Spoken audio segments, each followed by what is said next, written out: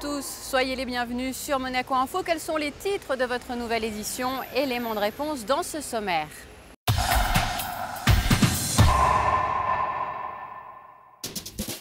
Suite de notre grande série consacrée à la rentrée scolaire, avec aujourd'hui de l'émotion au programme puisque nous avons suivi la rentrée des tout-petits.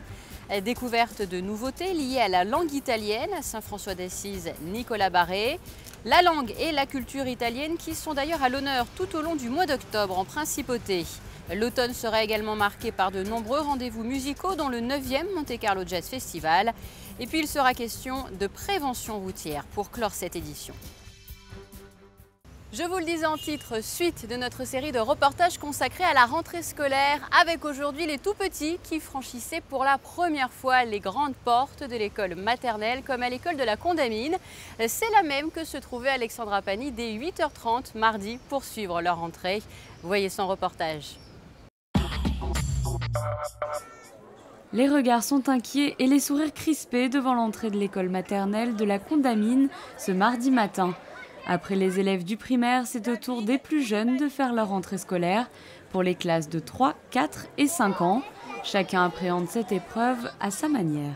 Tu rentres aujourd'hui à la maternelle? T'es content? Oui. Qu'est-ce que tu vas faire cette année? Je vais à l'école. Vous êtes content de retourner à l'école? Oui. Oui. Alors vous rentrez en quelle classe? En 4 ans. Ça va, on va voir maintenant le verdict. C'est un peu tendu quand même. Hein, ça devrait bien se passer. Enzo, t'as envie d'aller à l'école? T'as envie ou pas? Tu réponds? Il n'a pas envie. Après une première journée d'accueil lundi qui a permis aux enfants de s'adapter en douceur à leur nouvelle classe, ils ont pu reprendre le chemin de la rentrée dès ce mardi. Du côté des parents, on semble plutôt rassurés. L'angoisse des premières minutes laissera bientôt place aux cris de joie des retrouvailles avec les copains. Plein d'émotions, voilà. Mon fils il est très content de rentrer, de retrouver ses copains. Et voilà. Ça va, en plus ils sont bien encadrés, ils ont des professeurs qui sont extraordinaires, donc je suis tranquille avec eux. Il n'y a pas de souci pour mon petit. L'équipe pédagogique était présente au grand complet pour accueillir au mieux les 150 élèves répartis cette année en 7 classes. Chacun des enseignants proposera un programme en adéquation avec le niveau des jeunes élèves.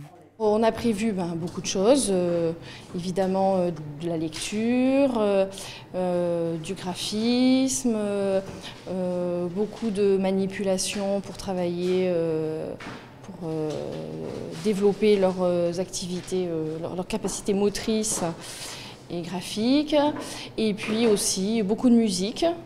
Moi je joue de la guitare, donc j'ai prévu de chanter beaucoup avec eux.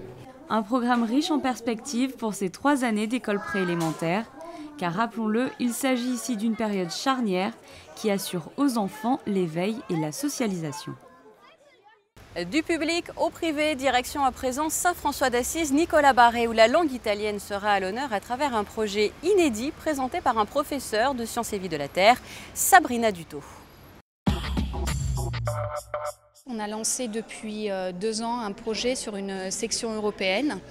Donc l'idée est d'allier l'aspect scientifique puisqu'il s'agit d'une section européenne qui couple les SVT à l'italien, à tout ce qui est culture et ouverture culturelle par rapport à la culture italienne. C'est un défi qui est quand même assez nouveau puisque la classe qu'on présente au bac cette année va être la première de l'académie en même temps qu'une classe d'un établissement du lycée d'Antibes. Donc c'est quelque chose de novateur, mais on y croit beaucoup et on a l'impression que les élèves adhèrent vraiment au projet et ont compris cette idée de ne pas scinder les matières les unes par rapport aux autres, mais d'avoir une formation qui soit plus globale.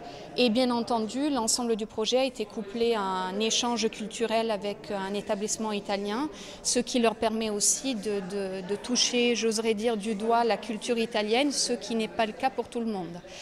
Par ailleurs, on accorde aussi un certain intérêt à la population italienne monégasque qui est quand même nombreuse et qui jusqu'à présent avait été un petit peu délaissée au niveau de ces sections européennes. C'est un choix qui était peut-être plus original mais qui permettait de justement aborder des aspects différents et notamment d'ouvrir sur des thèmes d'actualité comme le développement durable, la bioéthique. Donc c'est vraiment cette approche-là qui nous intéressait et qui, pour l'instant, est vraiment très accrocheuse pour les élèves. Donc on en est très satisfait. Sabrina Dutot était interrogée par Crisinda Tomel. Crisinda qui est également partie à la rencontre du proviseur du lycée Saint-François d'Assise, Nicolas Barré, et de nombreux élèves. Ils ont investi les anciens locaux du lycée technique et hôtelier il y a un peu plus d'1 an. Alors comment s'y sentent-ils? Élément de réponse. Ça se passe bien parce que les locaux sont très fonctionnels. On a de très beaux laboratoires, on a de grands espaces de travail. Par conséquent, on est tout à fait heureux et on est bien à l'aise dans nos locaux. Est-ce qu'il a fallu un moment d'adaptation au début? Alors un petit peu par rapport au quartier, par rapport aux habitudes, par rapport au temps de déplacement. Mais voilà, au bout d'une année, on peut dire que le bilan est tout à fait positif. On préfère à l'ancien parce qu'on a beaucoup plus de place. On est beaucoup, dans l'ensemble, on est quand même pas mal. Donc c'est bien d'avoir des espaces assez grands. On a une grande cantine et tout ça. Donc c'est vrai que ça fait plaisir. On a une grande récré aussi, ça change complètement de l'autre, que là on se voit plus, on est tous au même niveau, alors qu'à l'ancien on était sur 2 niveaux, et puis ouais, c'est bien de changer, quoi. Et alors vous l'appréhendez comment cette rentrée? Bon, c'est la dernière, donc on se dit ça va, c'est pas plus mal, et puis on est les plus grands, ça fait plaisir aussi, et on connaît tout le monde, donc on n'a pas trop le stress de quand on est plus petit, d'avoir une nouvelle classe, donc oui, ça va. Ouais, et puis on se sent un peu triste aussi parce que, comme elle a dit Alessia, vu que c'est la dernière rentrée, on est un peu nostalgique de toutes les années qu'on a passées, mais sinon ça va, on est heureux quand même d'être en terminale, quoi. C'est le début d'autre chose et la fin du lycée, quoi. Il est vrai qu'on a des salles qui sont très très spacieuses. Pour ce qui est des matières scientifiques, on a beaucoup de laboratoires. On a perdu un petit peu le côté plus familial et plus chaleureux qu'il y avait dans l'ancien établissement. Mais bon, l'important c'est que les personnes restent. Donc au final, on a retrouvé en cours de route cet aspect plus chaleureux, malgré un lieu qui en soi est un petit peu plus impersonnel. Voilà les équipes de Saint-François d'Assise, Nicolas Barré, qui rejoindront leur lycée une fois les travaux terminés. Passons à présent au mois de la culture italienne. En octobre, la langue de Dante et la culture transalpine sont décidément à l'honneur cette année, après la mise en place de la section européenne italienne que vous avez vue dans ce reportage. Une conférence a été organisée au ministère d'État pour présenter ces 4 semaines aux couleurs italiennes. Plus de détails dans ce reportage de Crisinda Tomel. Le cinéma, la mode, le théâtre, l'onologie, la photographie, l'art, la musique ou encore la gastronomie, c'est toute la tradition transalpine qui sera dévoilée durant le mois d'octobre en Principauté. Cette 4e édition du mois de la culture et de la langue italienne à Monaco promet d'ores et déjà un programme riche et varié. C'est un niveau d'événements, de manifestations très importantes avec des grands artistes italiens reconnus comme Arnaldo Pomodoro, Vittorio Gentile ou des grands créateurs qui représentent vraiment toutes les tendances de l'art italien, de la photographie à la sculpture, à la peinture. Et il y aura aussi la mode. Il y aura un événement de mode de la maison Sarli, qui est très importante, de l'Académie de l'art de Cuneo et d'autres maisons de mode, de théâtre, de cinéma. Et tous les événements bénéficient du soutien aussi du gouvernement princier et nous sommes très gratefs pour ça. Et il y a surtout une participation très importante d'associations, d'entreprises, fondations qui donnent une importance très large. Et si la culture italienne est mise à l'honneur durant un mois un peu partout en Principauté, des expositions inédites seront quant à elles organisées dans des lieux quelque peu insolites. C'est pour 20 jours, il y aura des grands artistes qui se exposeront les œuvres d'art dans le Yacht Club de Monaco. Et surtout, les premiers 5 jours, il y aura des bateaux qui exposent des œuvres d'art. Ce seront des petites galeries flottantes. La communauté italienne en principauté est très nombreuse. C'est avec la communauté française et évidemment avec les Monégasques une des 3 premières communautés à Monaco. Cette communauté croît de nouveau, donc les Italiens reviennent s'installer en principauté, ce qui est une excellente nouvelle. Et cette 4e édition du mois de la culture et de la langue italienne est un marqueur en quelque sorte de la présence active, dynamique des Italiens à Monaco. Et donc le gouvernement princier apporte son soutien à cette initiative et donc je suis heureux d'avoir fait cette conférence de presse avec l'ambassadeur Moravito. Le mois de la culture et de la langue italienne en principauté, un bel événement qui permet de resserrer encore un peu plus les liens profonds qui unissent déjà les Italiens aux Monégasques. Musique à présent tout au long de l'été, les artistes se sont succédés sur la scène de la Salle des Étoiles, et bien avec de nombreux concerts exceptionnels et le Monte Carlo Jazz Festival. L'automne sera également très musical, comme nous l'explique Fabien Bonilla.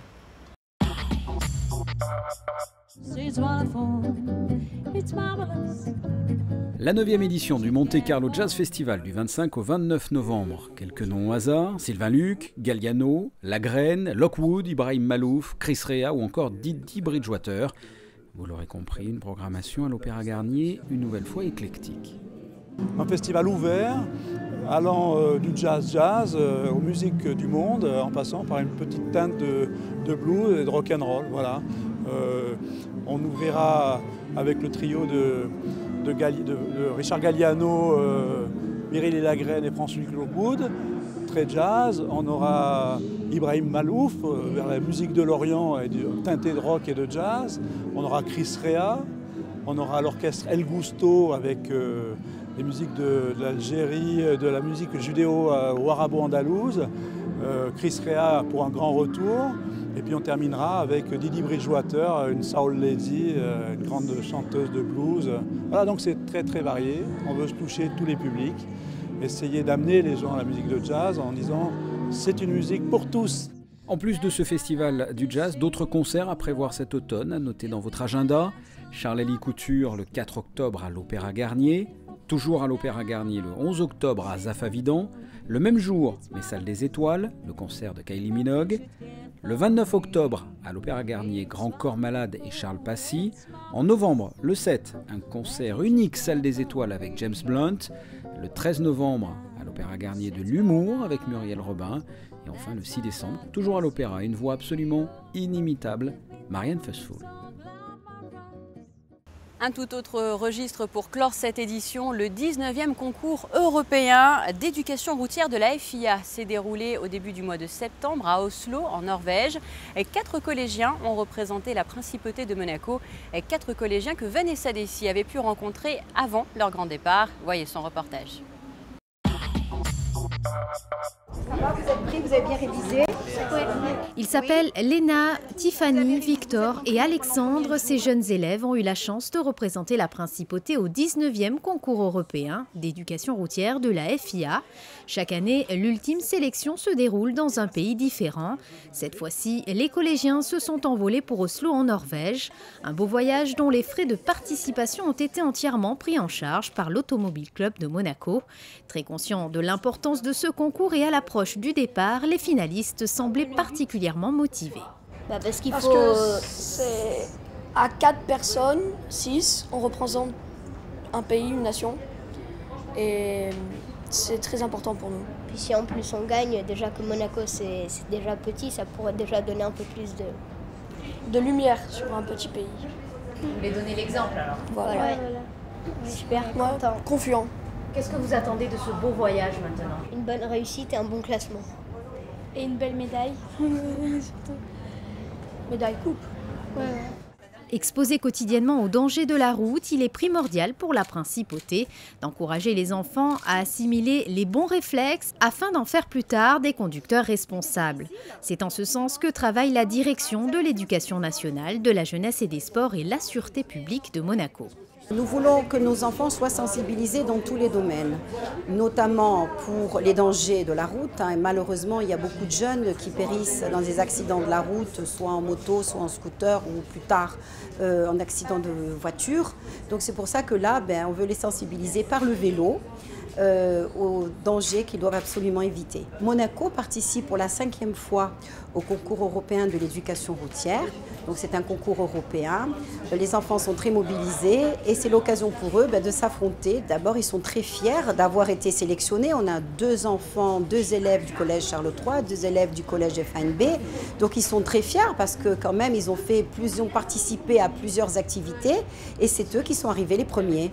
Après l'effort, le réconfort, la soirée de clôture aura permis aux enfants venus d'environ 25 pays de faire la fête tous ensemble.